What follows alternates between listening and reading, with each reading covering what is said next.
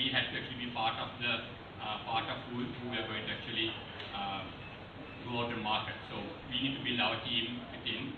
And with Lee, I don't know if you know Lee here, he mentioned last time that we were here that there's a team that actually does that specifically. So where actually you can go to them and you can say, okay, this is my product, try and go out and sell it for me. So we're trying to talk to them and see if they can handle it because that's their specialty. So always good to know what your weaknesses and what your strengths are and focus on those things. And that's what we've done. So we are designers for the past 11 years or 12 years and it's worked out quite well. Speakers speaking and then we'll cut to Q&A. Just remember there's Emerjot. If you go to www.emerjot.com/spike, SPIKE, you can ask questions and rate and things like that. Emerjot is a Sri Lankan startup that's raising finance in the US, and it's been quite successful and it's spreading around quite well.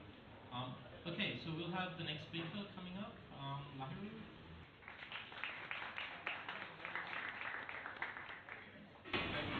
Bit short, this is happening more. Yeah, so lovely to be here, sir. Thanks for having me again.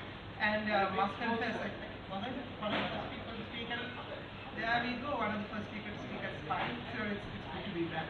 I'm supposed to essentially give a roundup in terms of funding requirements, essentially in terms of startups in Sri Lanka, and the journey which Takas has taken to this date. Again, I think Takas is essentially a known brand here, but I'll give you a very quick drop of who we are. We are essentially an e-commerce site, the largest in terms of POP, and we are quite strong not only in Colombo but across the island as well. And we've done quite a few rounds in Sri Lanka in terms of funding. All funding in Sri Lanka which has been done, I think, mainly by Sri Lankans. So 80% of our funding to date has come through Sri Lankan or connected Sri Lankan entities. Around 20% of them have their sources outside Sri Lanka. So where do I begin? It's a bit of a long journey. In 2012, Takas raised a very nominal amount of money, what you would call seed funding today, $50,000 or 6 million rupees to start our journey. So to put it in context, in terms of what is happening now in the ecosystem, this is a very small amount of money. And then subsequently we have raised close to, I think, 200 million rupees, if not above that quantum right now. And that's not actually a vast amount of funds if you think about it. And if you think about our positioning in Takas from where we started. We are the largest pure play site in Sri Lanka, but yet we only have raised in some ways 200 million rupees. So let me just essentially break this journey down so you guys have an understanding. Takas, when we started, we wanted to become one of the largest online sites in Sri Lanka, which we've done. And to be honest, that's not been enough. So one of the issues in 2012 was when we started this journey, there was not a lot to kind of look up to in terms of Sri Lankan startups which have done better. I guess you had Millennium IT, which was essentially made the first exit very recently, but not a lot of companies which have thought outside the box, thought of growth at a very rapid rate. So we confined Takas' narrative to largely a local one. So our market is constrained in Sri Lanka. So one of the lessons which I want to give or impart on future startups in Sri Lanka is if you are looking to build a business out of Sri Lanka which wants to grow at a rapid rate, you have to really look beyond Sri Lanka to see funding coming through in a massive way.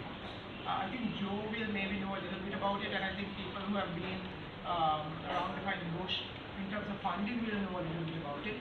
Because the reality is, in terms of attracting capital to Sri Lanka from mature venture funds, even frontier venture funds, it is very difficult unless you have a narrative which goes beyond the boundaries of Sri Lanka. So one of the core things which you guys have to know when you are raising funds or when market in terms of time and space and everything else is, where do you want this thing to go and how do you set about that? Because that's paramountly important when you start raising funds. So that's I want to set the tone on that. In terms of my personal experience, Takas was started with two other co-founders. A guy called Dilendra Vimalasekar and Muthu Samusaji. Muthu plays a day-to-day role with me. There are other individuals at Takas, so we are not a one-man operation. So Takas has a great CTO called Kali Gatulathmudari. UI and UX is done by Tilina. So there's this great individuals. I have a guy called Imesh who joined us as an intern and is now a shareholder. So while I'm the face of Takas, which kind of is responsible for talking about it, there's this massive team behind me which kind of helps us take this product forward. So the next lesson in terms of this 2012 to 2016 cycle is essentially this. The team which helps you kind of build a business. So I speak to, I think, young entrepreneurs all the time, and this is a core thing which kind of comes up. How do we build a team? How do we build a business? And in terms of startups and technology startups in particular, the team is team is the core. Everything else is secondary.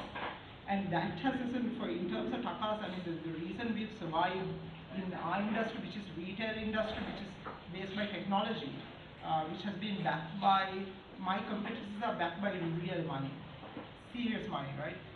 Telco is my largest competitor. So they have like unending amount of what you would call marketing money backing their product. The fact that we have survived through all these years is also the team. So what I'm trying to say to you is, in terms of raising money, it has to go, I think, hand in hand with building a great team. And I think Joe kind of spoke about VR designers and the kind of essential, the team culture which is associated with it. And I think that goes hand in hand. Because every time I speak to young entrepreneurs and entrepreneurs who essentially started this journey with me in different businesses, I see them carrying that weight by themselves. So I'm very happy to say my burden is essentially shared among a lot of people. I essentially am the guy who kind of also appears for Takas and put a face forward. The last kind of nitbit to this thing, which I want to tell all would-be entrepreneurs who are here, and this is not a cautionary tale. I don't want to get people not from getting into this journey, because it is one of the most rewarding chapters of your life, but it is also a bit of a hard journey, and sometimes a lonely one. So I actually made a presentation, but which I can't show, but I think it will be up on.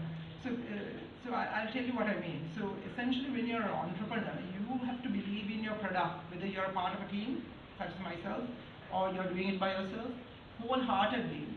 Because more times than not, people will question the premises that you are doing your businesses on. There'll be a lot of non-believers. So one of the core things which I've learned from 2012 to 2017 is using the feedback people give you, sometimes constructively or otherwise, but to build on that kind of a feedback they give in order to get a product to standard. But the reality is, if anybody who is an entrepreneur here will know, a lot of people will come and say, this is just rubbish, it's not going to work. They'll always pinpoint why it wouldn't work. And to be very honest, you yourself will do that about somebody else's idea. So when you start on your entrepreneurial journey, you have to be open to getting this kind of feedback and not be defeated by it. Because I always feel, and I believe this, that the businesses run out is not because your competitor runs you out of business. It's when you decide to quit.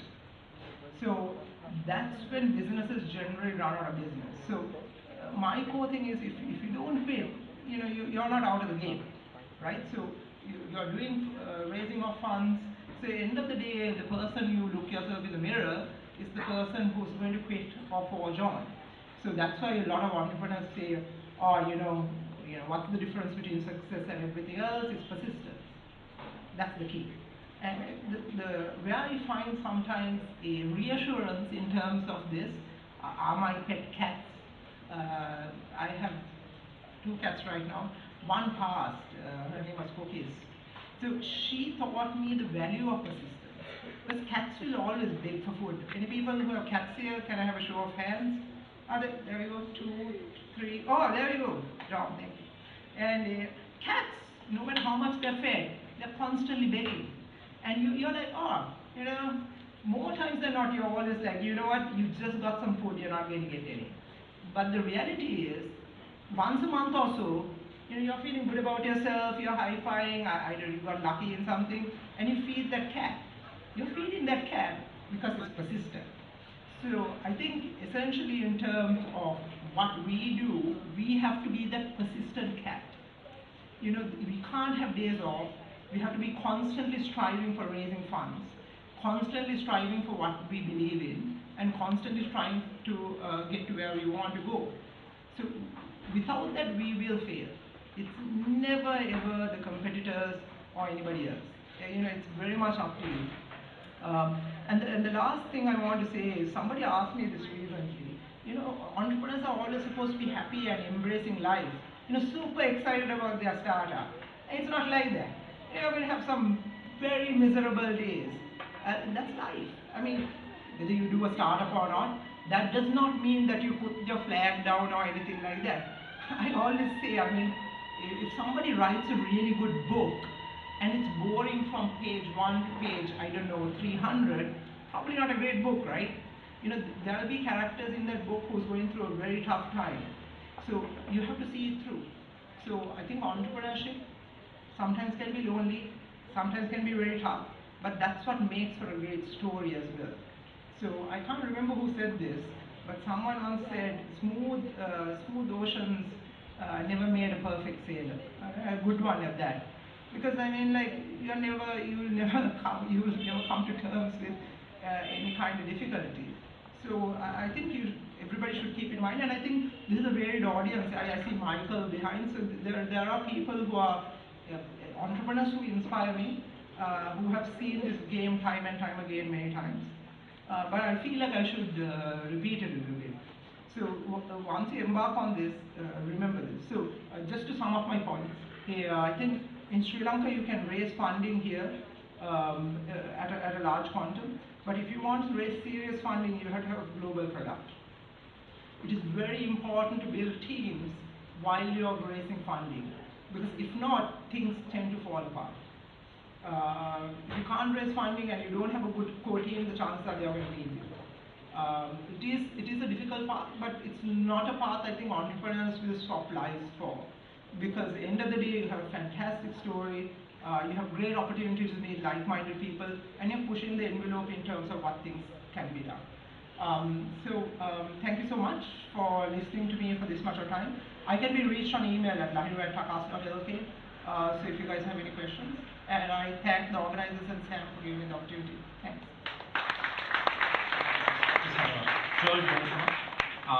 So yeah, Lahiru did speak at our first spike, which was held at Bayleaf in the Bar area when we had about 6 or 7 people. Thanks Lahiru, thanks Joe. So do you have any questions for, actually, if you're on, or if you've got a mobile phone, go to emerjot.com/spike and you can add questions there, or you can yell them out. We have a couple of questions for Joe first. Joe, what's it like handling 37 designers? How do you kind of deal with that?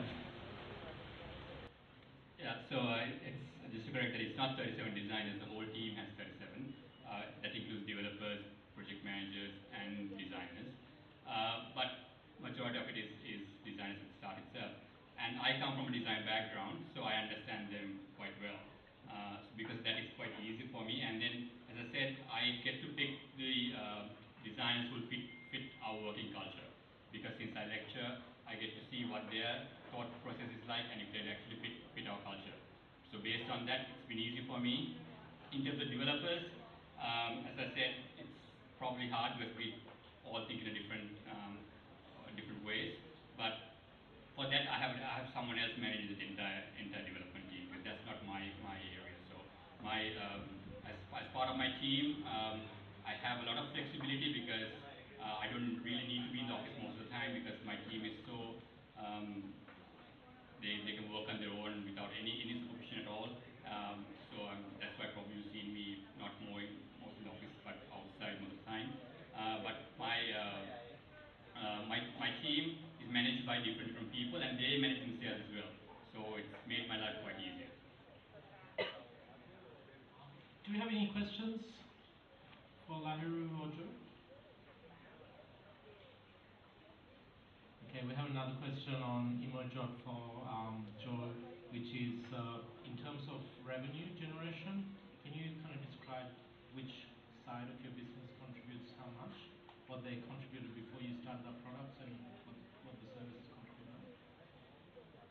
So, as I said, we just started only about 1.5 years is when we started developing products. So we haven't really gone to market at that extent. So currently, still all our revenue is coming from services. So we still do our apps, our websites, our social media, all that we still do to support the development team of the products.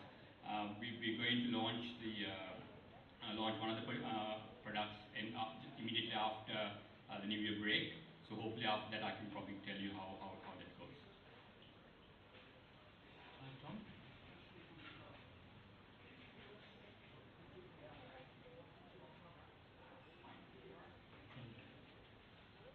Sorry, yeah. So we have 4 different products that we develop.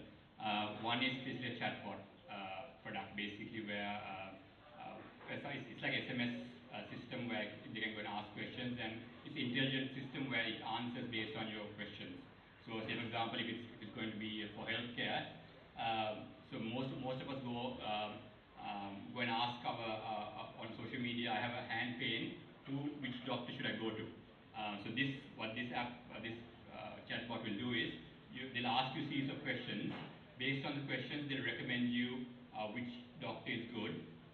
But this is not our knowledge. It's basically based because we are linking up with a hospital to do this first. So they give that knowledge, and it's actually learning. It's a process that learns. That's one of the applications.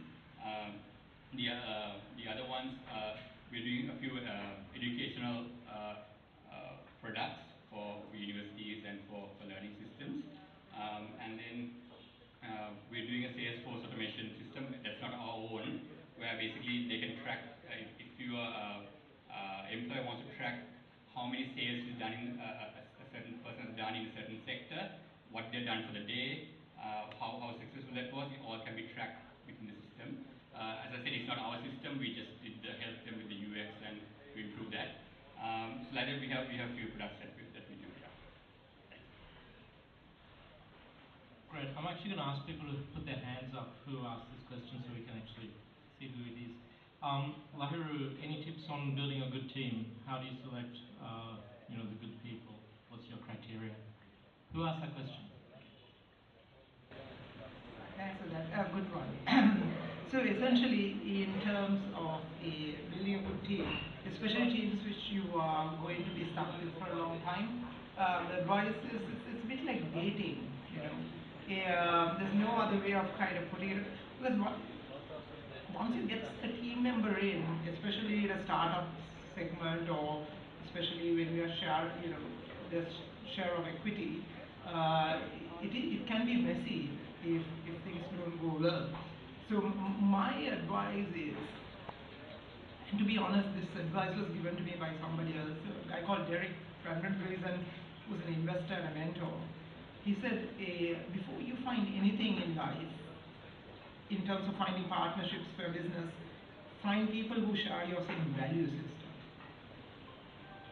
The reason why that is so important is because of the times startups or businesses go through. There are good times and bad. So in terms of the business which we are involved in, what did I do? I have a great CTO. I have I have a great founding team as well, but they kind of found me. But the rest of the building of the team, I felt the key was spending some time, taking some interest on your partners, other than the fact that they can do something for you.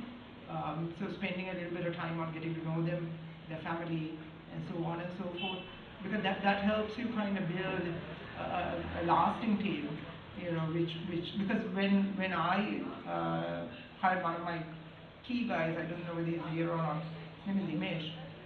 He joined us as an intern. And this guy, I realized he was of paramount value to where we are going to go. So, we built a relationship with him. So while he has the possibility of working in a lot of places right now, he's sticking by us, partly because, it's almost like family. It's an ecosystem within ourselves.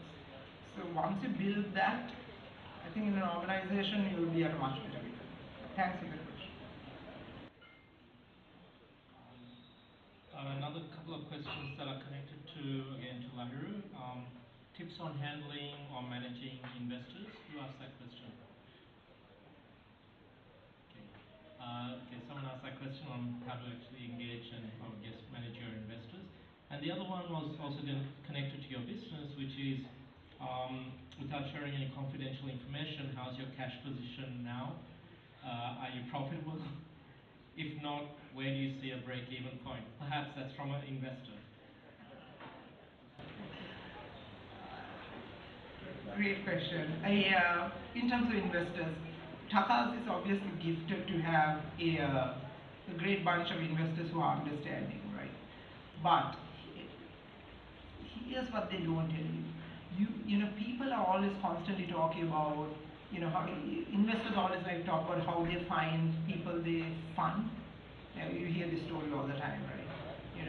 But you have to, and I can assure you, you never do this, right? Because as an entrepreneur, you're always going to hustle, right? Somebody throws money at your face, you'll probably take it. But for what it's worth, I'm just going to tell it to you anyways. Spend as much time as possible understanding where your investors are coming from. Because the reason is, if their value system does not match up with your value system, I wouldn't say you're screwed, but you're at a difficult wicket.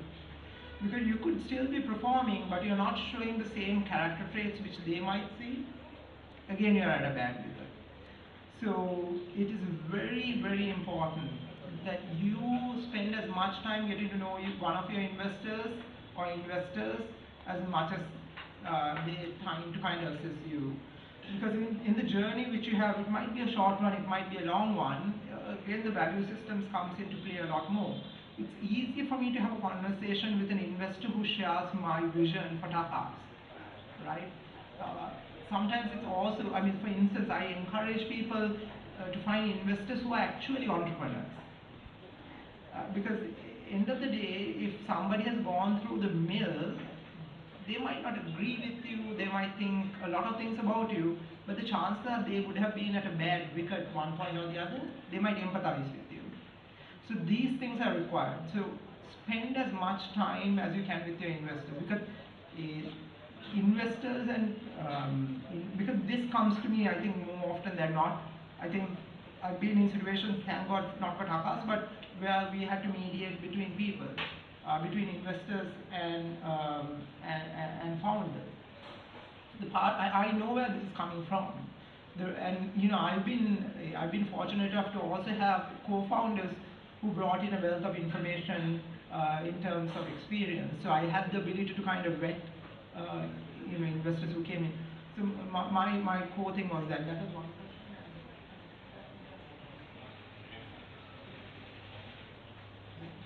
All right. Takas can break even, I think, within reason in a few months' time if we choose to. Our revenues are large enough now that we can essentially make those cuts so we can break even. But the reality is, in the business we are in, we have to essentially expand our operations as much as we can, month on month, quarter on quarter. That's where also the value proposition for us are. So in doing so, we brought essentially burn rate to a minimum. In terms of cash flow, it's actually okay right now. We are constantly, as I say, hustling. So, we are trying to raise funds for Takas because we firmly believe in terms of e-commerce, it can grow a lot more in Sri Lanka. Actually, it's incredible what I think Takas and the rest of the guys have achieved in Sri Lanka, given the amount of resources we have. So we feel that we can really give a good run for the money for the traditional retailers, and we continue to do so. So we have our cash situation is okay, but in terms of breaking even, it always comes at a price of growth. So we are choosing growth over breaking even right now. Joe, just also in terms of your experience with managing your, I guess, you're making your own money, but now you've got an investor or maybe a number of investors. Can you just reflect on that? And also, can you just kind of talk about some of the, like maybe your key challenge in that transition from service to product? Okay, so as I said, 1.5 years ago, the investor who came, one of the investors was Arun Dishil, and probably most of you know him in terms of cricket. But some of you also know him in terms of good businessman, in terms of getting his money's worth. So, another person who joined was Sanjay Salgad, who is basically the person who brought Ogilvy to Sri Lanka, and another person also was from the advertising industry. So the main challenge I have at the board meetings is they don't get involved in day-to-day running at all. So it's all on me. But board meetings, what they try to put the set of rules and stuff they've tried to put on in terms of management, it won't work with our team. So my constant battle with them is saying, okay, this won't work, and I'll show you results by not doing this, and if that doesn't work, then we'll put this. So it's basically a way of handling them, saying, okay, I'll show you results, and if it doesn't work, then we'll try your way out. But so far, results have been there, so they haven't been that pushy. But as you said, it's always important to know your investors, who they are. But as I said, two of them were from the advertising background before, so they also understand how creative works and so on. So it's been easier for me. So challenges were transitioning from service to product is, as I said earlier, is always the team, because the team currently the knowledge that they have in terms of what they do is different to what a product would need. So that's why I told the investors as well that we need to hire a separate team to do that development. And the other challenge was the marketing aspect of it, to change the mindset of the marketing team and to try and get in partners to help us with those things that we are not strong with. Because we know the industries because we've been working with different industries, but we don't know really how to go door to door and actually get the sales individually for the product. So for those things, we actually linked up with other people. Just a quick question to both of you. It's again another question that's come up is about timing. If you have a product that is way ahead of its time, the example given from the audience was something like Pick Me, but 5 to 7 years ago. What's your suggestions in terms of, what's your advice in terms of, getting it out there?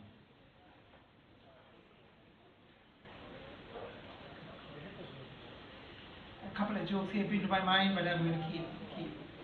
Timing is obviously everything, right? It gets to dating and stuff like that. So you've always been at the wrong place at the wrong time. Yeah, timing is a paramount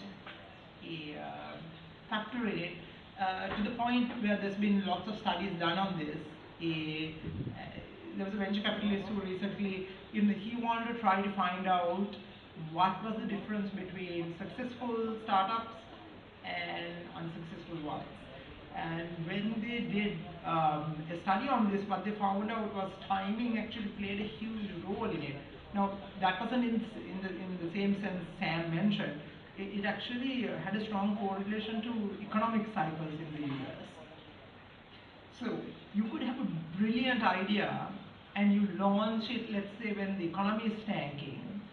Chances are you're not going to make it through, right? Because in terms of startups, you have to constantly raise funds. So in terms of timing, I think you have to be conscious of that when you're launching a product, to be very honest. put a timeline on your business, see, speak to a few people who understand, because economies go up and down all the time, right? They are cyclical. It happens in Sri Lanka, it happens in the States, it happens in most places. You have to be conscious of it because there is a strong correlation. Because when economy is developing, that's when people have money to throw around.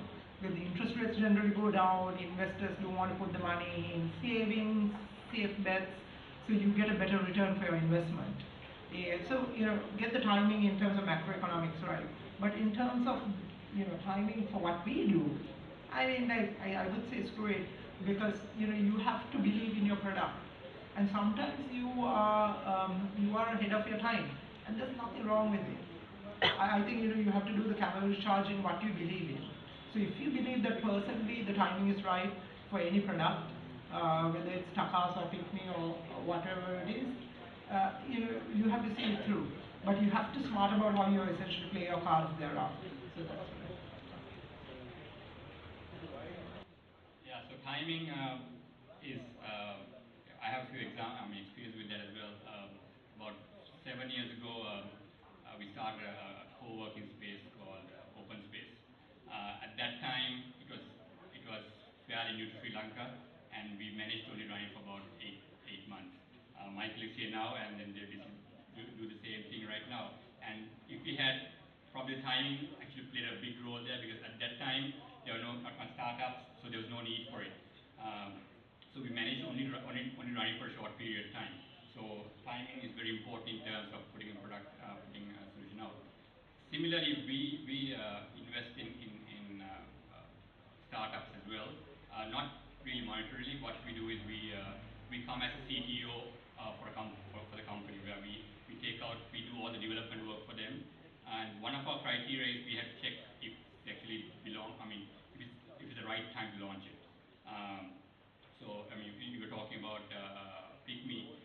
So there's a new competitor coming in soon to the market called Jump In, and those guys are just coming in into the market, but they're just trying it out. But when they came to us and asked us, do you want to be a part of the company?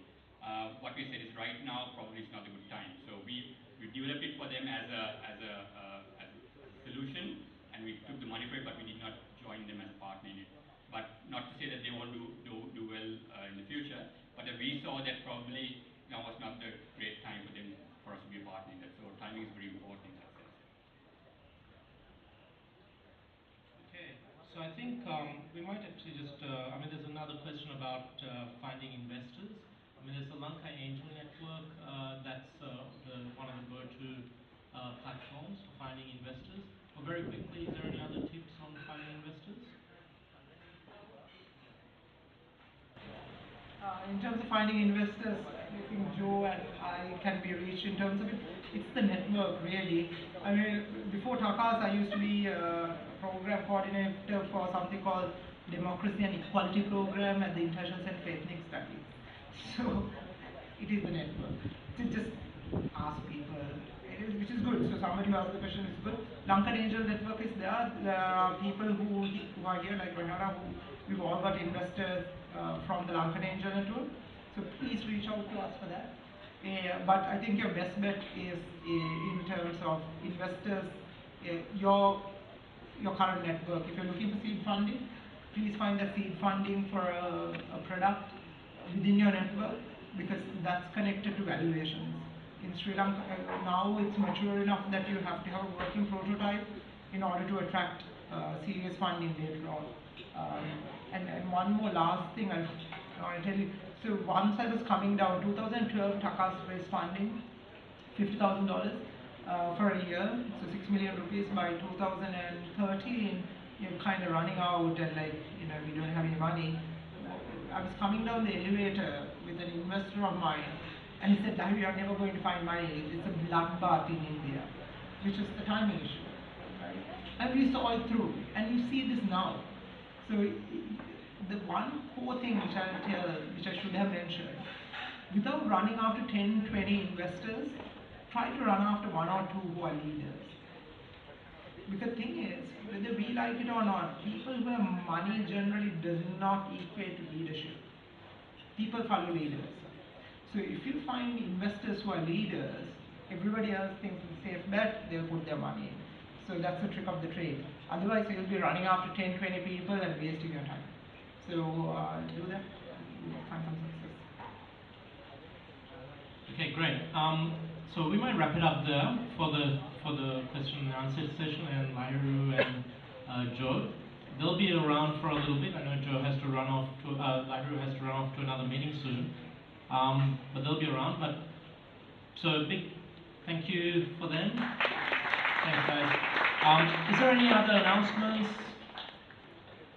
that anyone wants to make? Okay, everyone's good. I think Michael. Any meetups? Okay. So stay tuned on the Facebook page. We've got this session recorded as well, so we'll actually upload that to a number of different platforms. So that's it from Spike. Thank you, Imojot, for the Q&A session. This is the first time I've never had anyone actually yell out their questions, which is an interesting experience. Thank you, Barefoot, for hosting us, and thanks everyone for coming. Now it's time to network and get to know each other if you don't know each other already, or catch up. And Lahiru and Joe are around if you want to ask any questions. Thanks.